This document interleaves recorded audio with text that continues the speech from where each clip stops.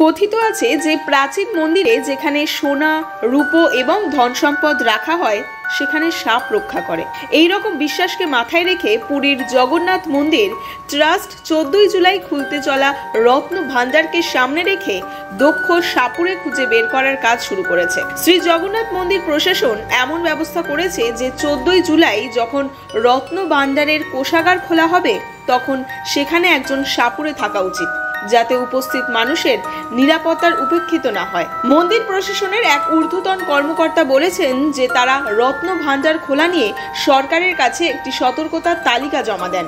এতে সর্পপ্রেমিক ও চিকিৎসকদের একটি দল রাখার ব্যবস্থা করার জন্য অনুরোধ করা হয়েছে।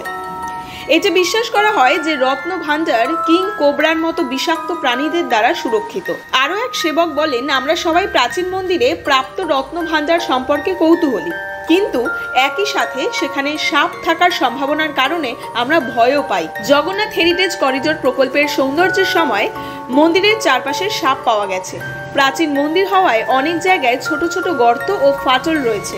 এই গর্তে সাপের লুকিয়ে থাকার সম্ভাবনা উড়িয়ে দেওয়া যায় না, তাই রত্ন ভান্ডার খোলার সময় সব ধরনের নিরাপত্তার ব্যবস্থা করতে হবে।